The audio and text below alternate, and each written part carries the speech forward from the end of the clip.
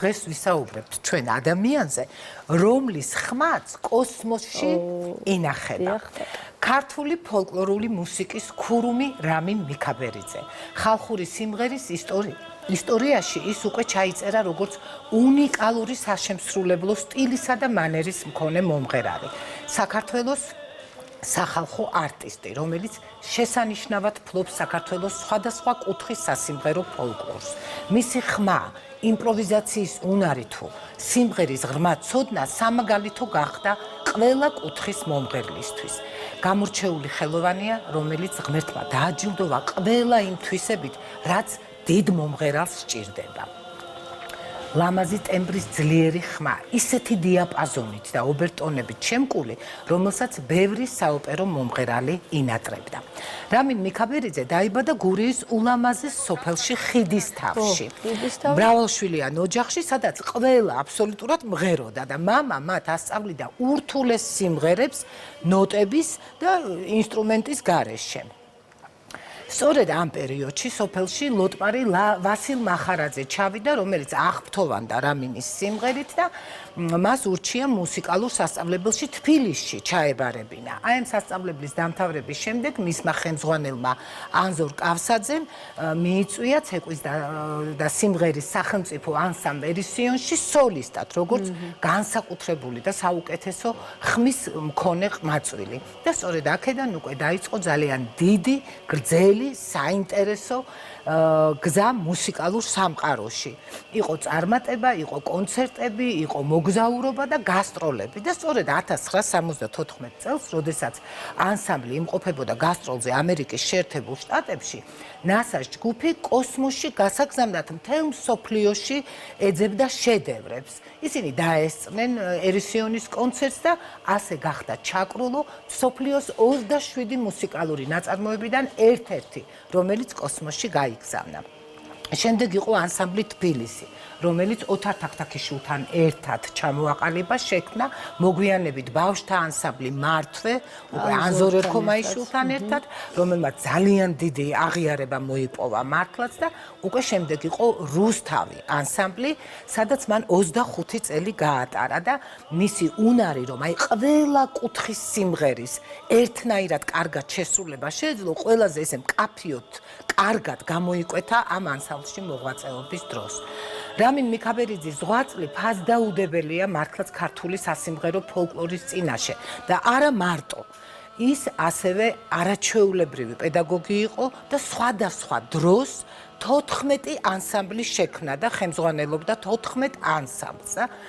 ასევე ჩვენ დაუსრულებლად შეგვიძლია ვისაუბროთ მის წოდებებზე. ხელოვნების ქურუმი, ქართული კულტურის რაინდი, ღირსების ორდენის კავალერი, თბილისის საპატიო მოქალაქე, ალბერტ შვაიცერის სახელობის საერთაშორისო პრემიის ლაურეატი და კიდევ მრავალი, აი მართლა ძალიან ბევრი წოდება აქვს მას მიღებული. და აი ასეთია ამბავი თანამედროვეობის უდიდესი მომღერლისა, რომელმაც შექმნა ეპოქა და მას სულ რაღაც აეხლა 2 დღეში უსრულდება 82 წელი, მე მინდა მას მიულოცო, ჯანმრთელობა და დღეგრძელობა ვუსურვო და სტუდიაში მოვიწვიო ახლა მისი ქალიშვილი.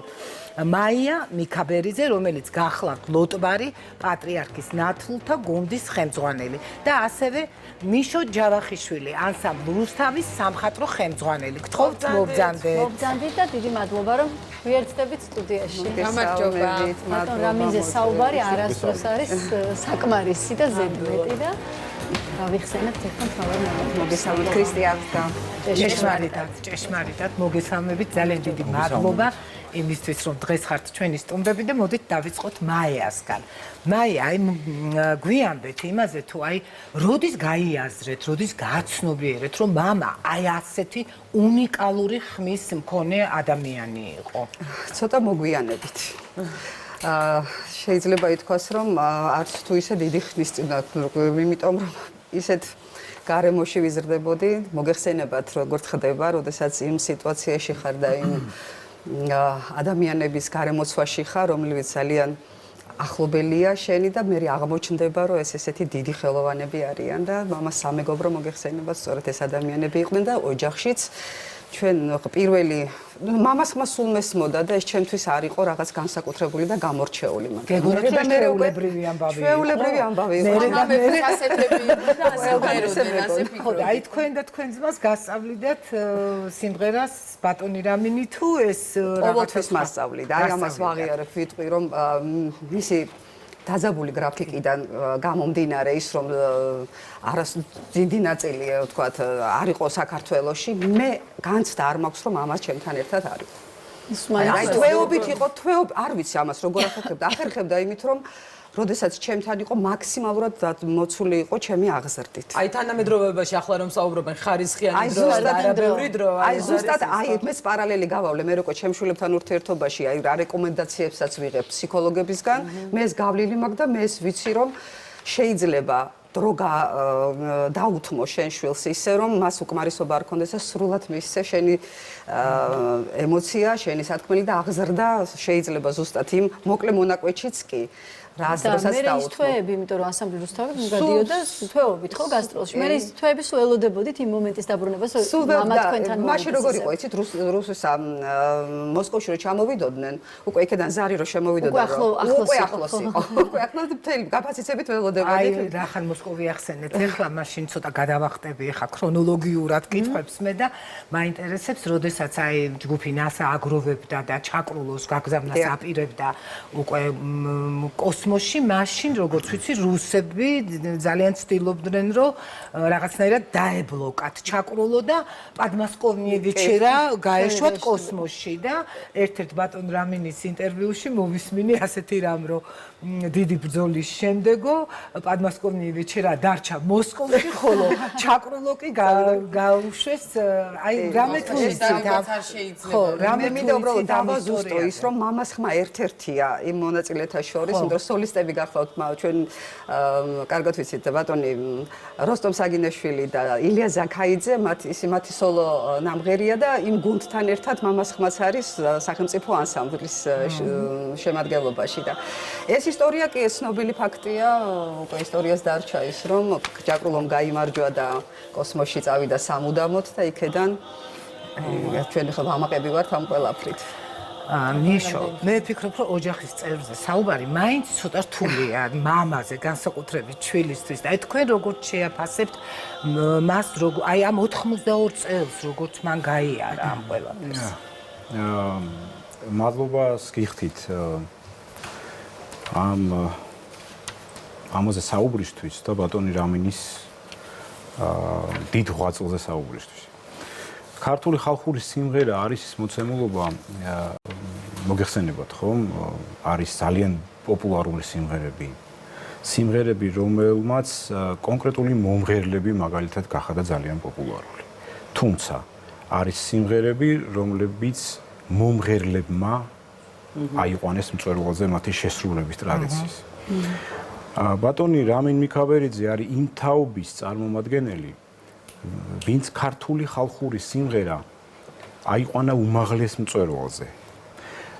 საშემსრულებლო ოსტატობა, რითიც ჩვენი ქვეყანა არის ძალიან მდიდარი, იმიტომ რომ ისეთი შემსრულებლები გვყავს, ხო?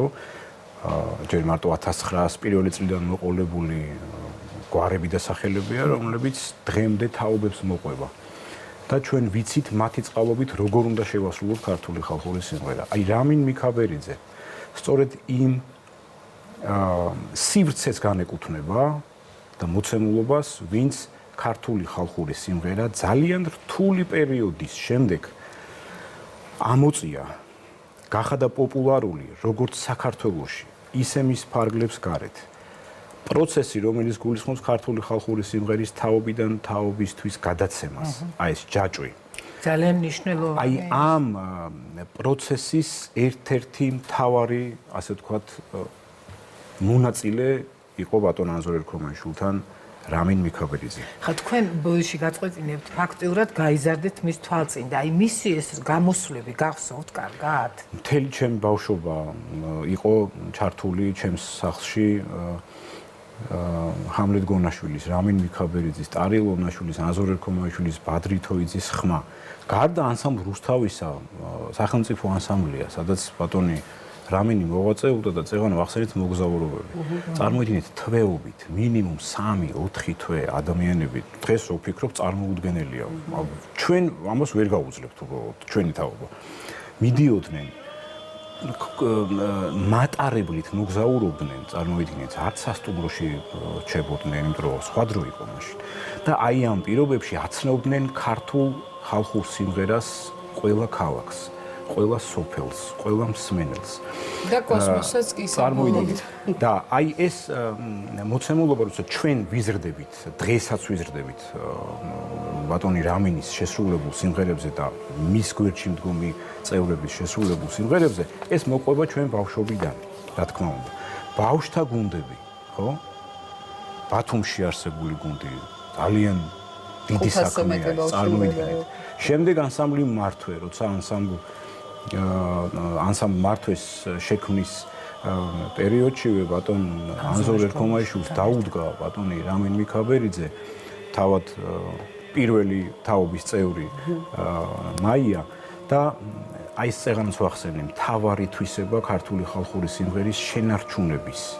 ეს არის მთავარი ნაბიჯი, როცა შენ პატარას უნდა ასწავლო ქართული ხალხური სიმღერა, შენ უნდა ასწავლო, შენც ასე გასწავლეს შენმა წინაპრებმა. ამ შემთხვევაში აი ეს ყველაზე ისეთი მნიშვნელოვანი პერიოდი, მნიშვნელოვანი მომენტი, რომელიც ბატონმა რამინ მიქაბერიძემ ქართული ხალხური სიმღერის დიდებისთვის და ქართული ხალხური სიმღერის პოპულარიზებისთვის, როგორც საქართველოში, ასევე მის პარლებს გარეთ, გაატარა სახელმწიფო ანსამბლში და ასევე შემდეგ ანსამბლ რუსთავში, ეს არის ბატონი რამინის ერთ-ერთი ყველაზე დიდი საქმე და აი ამ მოღვაწეობის პერიოდი, სწორედ დღევანდელი თაობა პატარა საგალობელი ანსამბლის, ხო, პატრიარქის ნათლულები ამ შემთხვევაში, ამდენი ბავშვი. ეს არის ბატონი რამინ მიქაბერიძის მისი როგორც შემოქმედის გზის დიდი გამარჯვება ამ შემთხვევაში. ამიტომ ინდივიდის შემსრულებლები, რომლებიც ქართულ ხალხურ სიმღერას ასე წარმოაჩენენ საქართველოში, მათი შესრულებული სიმღერა რო დროს უძლებს და ამაზე თაობები იზრდებიან, ეს არის ამ ინდივიდების ყველაზე მთავარი მოცემულობა. რა თქმა უნდა, ჩვენ დრო გავა ბატონ რამის დიდხანს სიცოცხლე მინდა ვუსურვო, ჯანმრთელობა მინდა ვუსურვო. ჩვენც ყველა დრო გავა და რამინ მიქაბერიძის სახელი, აი როგორც ჩაკრულოს სახელია კოსმოსში და მოგზაურობს ყველგან, ასე იქნება, ასე არის და ასე იქნება ჩვენი თაობებისთვის. ამიტომ მე მინდა მადლობა გადაუხადო ანსამბლ რუსთავის სახელით, ანზორ ერქომაიშვილის სახელით მინდა ასევე მადლობა გადაუხადო, მე წარმოვიდგენია როგორ შეაფასებდა ახლა ბატონი ანზორ ერქომაიშვილი რამინ მიქაბერიძის ღვაწლს. და დღევანდელი თაობის სახელით მინდა მადლობა გადაუხადო ბატონ რამინ მიქაბერიძის მისი დაუღალავი შრომისთვის, მისი ღვაწლისთვის და ჩვენ ვართ ბედნიერები, როცა გამოვდივართ სცენაზე, ბოლო კონცერტი რუსთავს რაც ჰქონდა ჯანსუღ კახიძის სახელობის ცენტრში სოლო კონცერტი, იქ ლადო თანდილაშვილი და რამინ მიქაბერიძე იყვნენ მოწვეულები და ისინი ჩვენთან ერთად იდგნენ სცენაზე, უბრალოდ მე ასე ვიტყვი რომ მათთან ერთად ვიყავით ჩვენ და ეს ჩვენთვის ძალიან დიდი ბედნიერებაა და მე ვისურვებდი რომ კიდევ მრავალი წელი ახლანდელი თაობა ანსამბლ რუსთავის და ჩვენი დიდი უფროსი თაობა რომლის ნაკვალებზეც ჩვენ ვიზრდებით და მივდივართ, ერთად ვიდგებით სცენაზე და ამ კონცერტის შემდეგ სწორედ ვატო კახიძემაც აღნიშნა, რომ თანამედროვეობის უდიდესი მომღერალი დგას სცენაზე რამინ მიქაბერიძე. მე ერთი მომენტი მაქვს კიდე, ალბათ ვისურვებდი საოპერო სცენაზე რამინ მიქაბერიძის ხილვას. ამის უკმარისობა სულ გააქვს. იმიტომ რომ მონაცემი იყო ამისი ნამდვილად. დღესაც ისეთი ტემბრალური მონაცემები აქვს ამ ადამიანს თავისი პროფესიონალიზმით, თავის მოვლით და ასე შემდეგ. ისეთი შენარჩუნებული ხმა აქვს ამ შემთხვევაში.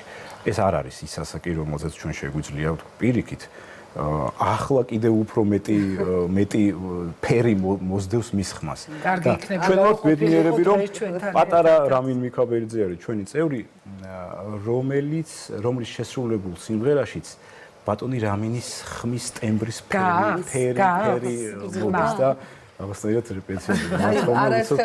არაერთხელ აღნიშნავდა ბატონი ნოდარ ამდღოლაძე სწორედ ამას, რომ ის ინტერვიუც არის ჩაწერილი მაია, მართვეზე ვსაუბრობთ ახლა და ვიცით რომ ბიჭუნათა ანსამბლია მართვე. თქვენი ყავით ერთადერთი გოგონა, რომელიც ამშვენებდა ამ ანსამბლს თავისი საოცარი ურთულესი პარტიით, მოკრიმანჭულე იყავით, ასე ვთქვათ. აი როგორ მოხდა თქვენი ამ ანსამბლში მისვლა და რას გაიხსენებდით ამასთან? მაშინ, როდესაც ბატონი აზორი ქმნიდა ანსამბლ მართვეს, ჩამოყალიბების პროცესი იყო, მიმართა მამას დახმარებისთვის და სწორედ დაიყენა გვერდით. და როდესაც განიხილებოდა რეპერტუარის საკითხი, რა უნდა ემღერა მართვეს, რა თქმა უნდა, აქ მოიაზრებოდა საქართველოს სხვადასხვა კუთხის სიმღერები. და ეს ის დროა, როდესაც ეს არაერთხელ თქმულა და ჩვენ გვახსოვს, ქართული სიმღერა პოპულარული სიმღერა კი არა, მოსმენაც არავის არ უნდოდა და ძირითადი აქცენტი გადაიტანეს მომღერალ ოჯახებზე. და მე ხელ პარალელში იმას ვამბობ, რომ როდესაც საუბრობდნენ, ვინ უნდა ყოფილიყო მართვეს წევრები, ძირითად ბირთვი ამოირჩა მაინც ძველი მომღერალი ოჯახებიდან და რეპერტუართან რომ იდგა საქმე, კრიმანჭულის შემსრულებლად უცბად ბატონმა აზორმა თქვა, რომ მოდი რომ მაიკომ შეასრულოს ეს და იყოს ერთი გოგო თაიგულივითო აი ამ ბიჭებშია და მე გამილამაზა მთელი ბავშვობა, მთელი ცხოვრება, მადლობელი ვარ მისი. და ესე იგი ბატონი აზორის იდეა იყო თქვენი მოკრიმანჭულეთ შეყვანა. მე და მამა შეიძლება ასე ითქვას მართვეში და მამა სულ იმას აღნიშნავს, რომ ის ყველაზე დიდ დამსახურებად თulis იმას, რომ ბავშვებთან მოუწია მას. აი ეს 14 ანსამბლი, რომელიც შექმნა ხელმძღვანელობა, ყველა საბავშვო ანსამბლები იყო. სამი საბავშვო ბავშვთა გუნდი ეს არის მართვე, ეს არის ბათუმის სახელმწიფო ფოლკლორული გუნდი ბავშვთა და საგალობელი ეხლა უკვე პატრიარქის ნათლია. ახლა ორივესთან მექნება ერთი კითხვა, მიშოსთანაც და მაია თქვენთანაც. როგორ იყო არასამუშაო გარემოში ისე? მამა. ლხინის მოყვარული და სტუმართ მოყვარია დღემდე ძალიან ჩვენი ოჯახი ძალიან სტუმართ მოყვარი ოჯახია და თუ კი ვინმეს ვიცნობ იმდენ ადამიანებს მამას თაობისას დიდწილად ჩვენი ოჯახის სტუმრები იყვნენ ყოველთვის და ესეთი სიმღერა ლხინშიც იქნებოდა მასთან ერთად აუცილებლად ოჯახური ტრადიცია არის ქართული ხალხური სიმღერის გადამრჩენელი ნამდვილად ესე ოჯახში ისმოდა ეს ყველაფერი არა მარტო სიმღერის გადამრჩენელი მე მგონი და როგორი საჭიროა ეს ყველაფერი დღევანდელ დღეს თითქოს სამუზეუმო ამიტომ აი ეს გვარები, აი მიქაბერიძეები, მაგალითად, სიხარულიძეები, ერქომაიშვილები, ეს ამით არის ცნობილი, რომ ეს ტრადიციები, რომელიც არის ძალიან მდიდარი ჩვენი ქვეყნის, ამ გვარებმა შემოინახეს და ოჯახში, როცა შვილი, ბაბუაბები ერთმანეთში მღერიან, ეს ინარჩუნებს უკვე ამ ყველაფერს და მიქაბერიძეების გვარი სწორედ აი ამ ხაზის მატარებელია და გამგრძელებელი. ამიტომ ეს არის ძალიან დიდი მონაპოვარი ჩვენი ერის და ქვეყნის. ასეთი ტიპის ოჯახები, რომლებიც ინარჩუნებენ ტრადიციებს, იმ ძირძველ ტრადიციებს, რომელიც ჩვენმა წინაპრებმა. და ვფიქრობ, რომ ალბათ აი ამ რაღაც ოჯახურ გარემოში, სადაც მეგობრები, სტუმრები ხა ისეთი პარტნიორები და მეგობრები ყავდა, მართლა მამას ანზორ ქომაიშვილი, ჰამლეთ გონაშვილი. შეიძლება იქაც რაღაც აი ამ ოჯახურ გარემოშიც იბადებოდა რაღაც ახალი და რაღაც უფრო ისეთი საინტერესო ვესწრებოდი სწორედ აი დუეტების შემღერებას, როგორ მღერდებოდნენ ერთად მამა და ჰამლეტი მიწია მოკლედ ეს იყო. დღევანდელი რეალობიდან ცოტა რთულია განსაზღვრა, რომ დღეს რო ეს ყველაფერი ესე მოგვეცემა და ყველა გასტროლზე, ყველა მსოფლიოს დიდი სცენა არის ღია ქართული სიმღერისთვის. ეს ასეა, საერთოდ არ იყო და ამ ხალხმა გაჭრა ეს გზა. ხო და დღეს თითქოს ეს გვაქვს ეს ყველაფერი, მაგრამ აი ეს ადამიანები გვაქვს, იმიტომ რომ ეს ადამიანები არსებობენ. ხო და მათ შეძლეს. და ყოველთვის მადლიერებით მოიხსენიებს სწორედ იმ წინაპრებს, რომლებიც სახელი და გვარებიც კი არ შემოგჩა, მაგრამ დაგვიტოვა ეს დიდი შემოქმედება. მამა ყოველთვის ამას აღნიშნავს და ასევე თანხმებით ყველა. ეს რომ ასეთი გამოხმაურება აქვს მთელი მსოფლიოს მასშტაბით ქართულ ხალხურ სიმღერას, მე მომისმენია ჩავსულ ვარ სხვადასხვა ქვეყანაში, მალაიზიაში ჩავედი და იქ დამახვედრეს ჰამლეთ გონაშვილის, რამინ მიქაბერიძის და ანზორ ერქომაიშვილის ფოტო. და რო ვკითხე, რომ საიდან იცით ეს ყველაფერი, თქო, ფიტ-ფიტა ჩაგვივარდაო ჩვენ ხელში ანსამბლს თავის 100 სიმღერაზე საუბარი და შემდეგ მოვიძიეთ ეს ფოტოები და ისინი ჰქონდათ გადიდებული ამ შემთხვევაში უფრო კარგად ესე გაკეთებული სახლში და მათ საპატივცემულოდ ქართული ხალხური სიმღერა სწორედ იყო რაღაცა ერთ-ერთი ამ ოჯახის ერთ-ერთი მნიშვნელოვანი როლს ყოველთვის ისმენდნენ და ჩანაწერებიც მომასმენეს და ამ თელ სოფლიოში ყველგან სადაც კი ქართულ ხალხურ სიმღერას სწავლობენ ისმენენ სურვილი აქვს რომ შეესწავლონ აი ამ თაობის დამსახურება რომელსაც წარმოადგენს ბატონი რამინ მიქაბერცე არ ვიცი, შეიძლება მე რაღაცა ვეძებდი ახლა საარქივო მასალებს და ასეთი ისტორიაც ამოვიკითხე, რომ მიშელ ლეგრანი იყო ჩამოსული, მოისმინაო ჯანსუღ კახიძის და ანზორ ერქობაიშვილის ხაზანბეგურა, როგორც მახსოვს და იმის შემდეგ რომ მოისმინაო, აღარც საჭმელი უჭამიაო, აღარც გაუღიმიაო, აღარც დაულევიაო და რატო მოხდა ეს, რა ეწყინა? იმდენად მოეწონა, რომ თავისი რადგან არ იყო ცოტა გაბრაზდა ეთქობა იმდენად ხელა იყო ის დიდი ხელოვნება მოისმინა. არა, სხვათა შორის ისიც უნდა ითქვას, რომ დედის მხრიდან სომეხი იყო ხო ბაბუა ლეგრანის და ასე ახლოს არისო სასომხეთი და საქართველო ერთმანეთთან და ამათ რატო აქვთ ეს და ჩვენ არ აქვთ.